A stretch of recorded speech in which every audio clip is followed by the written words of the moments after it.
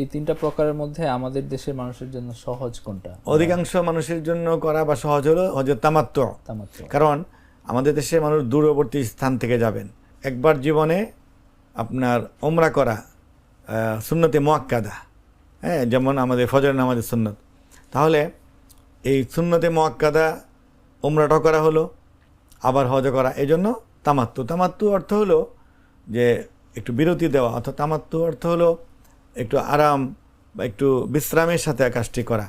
তাহলে দেশ থেকে গিয়ে প্রথম আপনার ইহরাম পরে একটা ফরজ, আর তওয়াফ করা একটি ফরজ, করে সাই করা ওয়াজিব, চুল ফেলা ওয়াজিব, এই চারটি কাজ করলে ওমরা হয়ে যায়। ওমরা করে সে হালাল হয়ে স্বাভাবিক পোশাক পরে ফেলবে এবং ইহরামের বিধিবিধান থেকে মুক্ত হবে, হয়ে একজন মুসলমান হিসেবে থাকবে। মক্কা মুকাররমায় থাকতে হবে বা যে কদিন থাকবে শুধু নামাজ আদায় করেই তার কাজ, স্বাভাবিক মুসলমান যে কাজগুলি করেন। কেউ যদি একটি নফল উমরা করতে চায় তাহলে তাকে হুদুদে হারামের বাইরে যেতে হবে। তো এইভাবে থাকা, এই কাজটি করার পর মোটামুটি হজের মধ্যে কিন্তু সে আছে। যেহেতু তামাত্তু হজ কাকে বলে, যে ওমরা করে হালাল হয়ে অপেক্ষায় থেকে হজের দিনগুলোতে হজ করা, এই জন্য মাঝখানে অন্যত্র যাওয়া বা আরো ওমরা করাতে নিরুৎসাহিত করা হয়েছে। মানে মাঝখানের সময়গুলোতে আর হজের যে বিধিনিষেধ এগুলো তার জন্য, হ্যাঁ, ইহরামের বিধিনিষেধ আসবে না। ইহরাম বিধিনিষেধ হ্যাঁ, আসবে না। তারপরে 7 তারিখ রাতে অথবা 8 তারিখে আবার ইহরাম পড়বে হজের নিয়তে। সেটা করবে কোথায়? মক্কার হোটেল থেকে, বাসা থেকে। এরপরে মিনায় যাবে, তারপরে পরের দিন আরাফায় যাবে এবং এই কাজগুলি করবে। এটির নাম হলো তামাত্তু। আরেকটা প্রকার হলো হজ্জে কিরান, যেখানে একটু কষ্ট বেশি, সওয়াব বেশি, ইমামরা বলেছেন।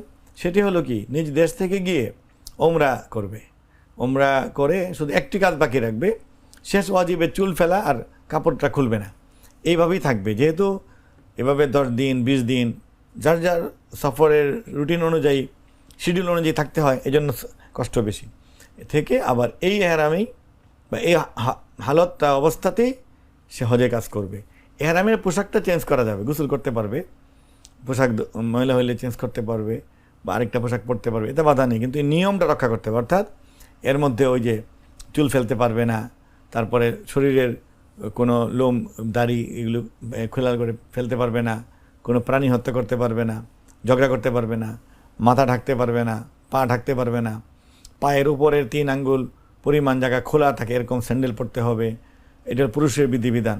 সাদা পোশাক পরতে হবে, সেলাইকৃত কোনো পোশাক পরতে পারবে না, এবং কারোর সঙ্গে ঝগড়া বিবাদ করতে পারবে না, স্ত্রী সহবাস করতে পারবে না, দাম্পত্য সম্পর্কীয় কোনো কথাবার্তাও বলতে পারবে না। এটা কোথায় আছে? আল্লাহ বলছেন, আল হাজ্জু আশহুরুম মা'লুমাত ফামান ফারাদা ফীহিনাল হাজ্জা ফালা রাফাসা ওয়ালা ফুসুকা ওয়ালা জিদালা ফিল হজ।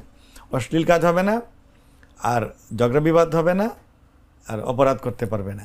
এইভাবে ওমা তাফআলু মিন খাইরিন ইয়ালামুল্লাহ, যে যত বেশি নেক আমল করবে সেই সময় আপনি জামাতে নামাজ আদায় করবে, কাজা নামাজ থাকলে পড়বে, আওয়াবিন পড়বে, ইশরাক পড়বে, তাহাজ্জুদ পড়ে, সেখানে তাহাজ্জুদ 2 আজান হয়, তাহাজ্জুদে আজান শুনে মসজিদে যাবে বা ঘরে পড়বে। এভাবে জীবনের সমস্ত গুনাহ মোচন করানো, ক্ষমা চাওয়া এবং ইবাদত দিয়ে একেবারে ভরপুর করে আসা, এটা হলো মূল লক্ষ্য। আমার একটা স্মার্ট সিদ্ধান্তে 25% গ্যাসের খরচ কমেছে। ভাবছেন কিভাবে? সাধারণ গ্যাস স্টোভ বদলে আমি এনেছি আরএফএল গ্যাস স্টোভ। এর সাইন্টিফিক নজল ও ব্রাস বার্নার ক্যাপ সমানভাবে তাপ ছড়িয়ে রান্না করে দ্রুত, তাই গ্যাসও বাঁচায় 25%, টাকাও বাঁচে 25%। আরএফএল গ্যাস স্টোভ, নিরাপদ ও গ্যাস সাশ্রয়ী।